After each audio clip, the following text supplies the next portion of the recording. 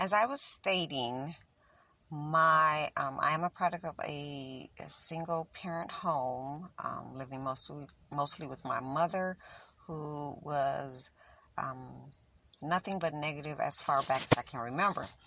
My offspring is also the product of a single parent home, living mostly with me, and always knowing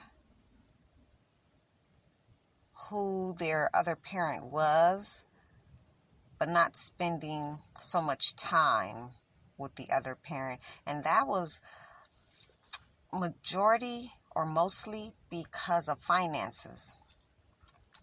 I could not afford to send my offspring to see their other parent. We live in two separate states, and the state that I live in is more expensive than the state that he lives in. So it was very difficult, and economically speaking, the father of my offspring was not financially or in a financial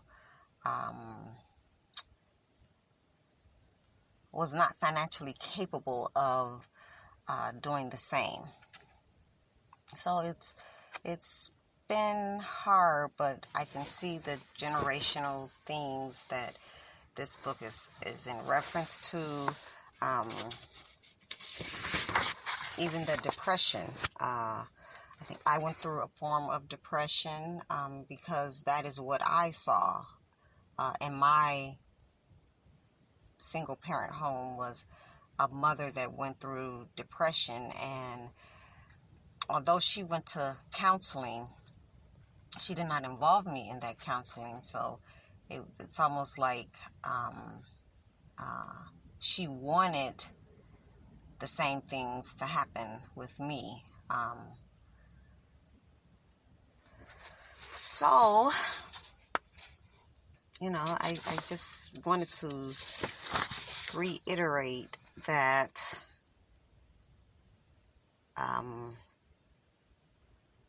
a lot of what I've read from pages 19 to 27 really hit home with me. Even in terms of, like I said, the negative thinking, like I had one negative parent and the depression and all of that. And, I always thought if I could just get away, I would be okay. However, in spite of the fact that my father knew how negative my mother was, and then, having older siblings, everyone, I want to say, tried to force me to continue being around the negativity. I think some of it was because of sibling rivalry. Oh, you were the only one that she took with you, so and she's the one that raised you, so I don't see why you shouldn't still talk to her or be around her or associate yourself with her. It was always trying to force me to be around her, and that's not good. I really don't care what anybody thinks about that. When you've been around someone that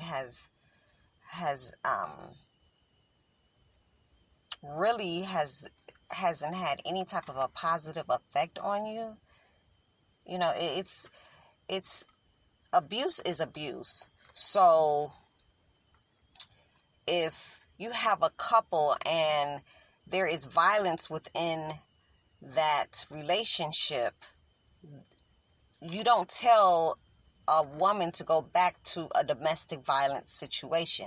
Same here. That was a bad situation.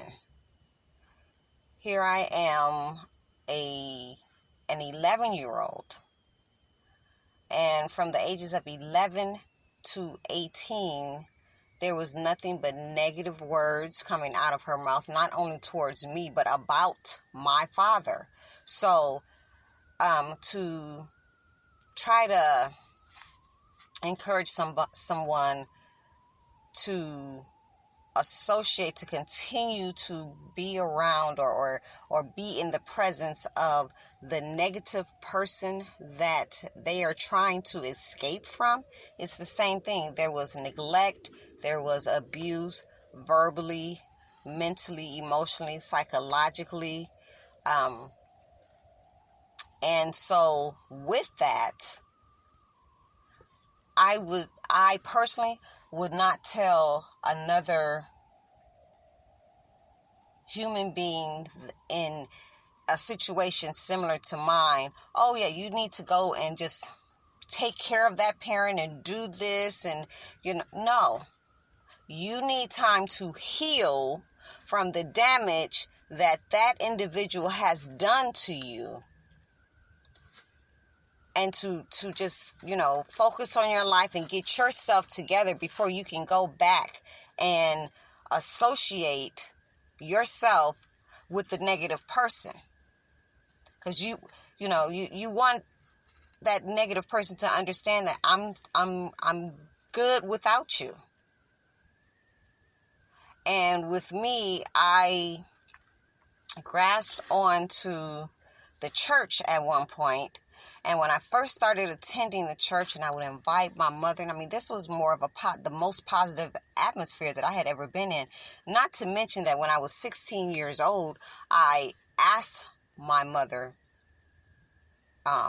to go to church. And her response was, well, you don't have to go to church to believe in God. As she was deep in her sin. In her sin of seeing married men. In her sin of smoking marijuana. In her sin of running the streets with my eldest brother's friends, not with men that were her age, but with the men that were her son's age. She was actually, going out with them, whatever they wanted. I can remember specifically one time when my mother, we went to the grocery store, and one of my eldest brother's friends was staying with us at the time, and she told him, get whatever you want. And when I asked for something, which I probably shouldn't even had to ask, she flat out ignored me. And long story short, I left that store with nothing. He left the store with whatever he wanted and whatever she wanted. So I was just like, the little raggedy kid or the little tag along or whatever. So I say that to say, you don't advise a person that has been abused to associate themselves with the abuser. You let them go. You encourage them to get away from it, is what you do. Same as what you would do with a domestic violent victim, or I don't even want to call them victims, because they get away when you encourage someone to get out of a domestic violence situation. It is the same thing. You should encourage anyone that has been abused or neglected in any way, whether it was by a parent or in a heterosexual relationship. You encourage them to get out. So I just wanted to reiterate that and just encourage anyone that might be listening, that might be in any type of domestic violence situation or in a situation where they're with a parent that really the only sole purpose for them being there is so that they can collect money, but they really don't have any good intentions toward that child. Go, if you know of a child like that, and if you have the means and the ability to care for that child, take that child,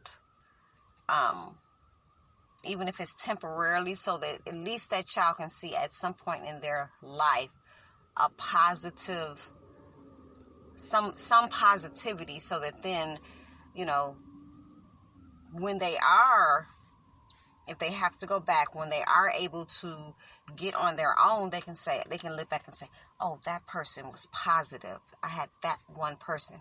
Now, my father was positive, but where I was concerned, I would say he was 50-50, because he was of the belief that I assisted my mother with taking his clothes out of the cleaners and hiding them somewhere.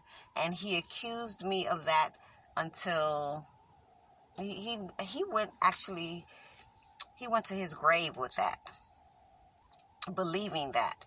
And then it came out in other ways, because he eventually ended up, actually, at the age of 11, when my parents separated, my mother had filed for divorce, but my father had beat me. So he took out some of his frustration towards her on me, because that situation did not have to happen that way. He could have just pulled me to the side and talked to me, but he chose to beat me, and that is something that will be with me for the rest of my life. You know, I used to do little group counseling, and they would always ask, were you ever abused? And I always said no, but it's just now, I think over the last 5 years, that I really came to terms with accepting the fact that, yeah, I was abused. I was abused by my father. I was neglected and abused by my mother and my siblings. But that's a whole nother story. But I can say yes, and that's probably what has been eating at me for so many years.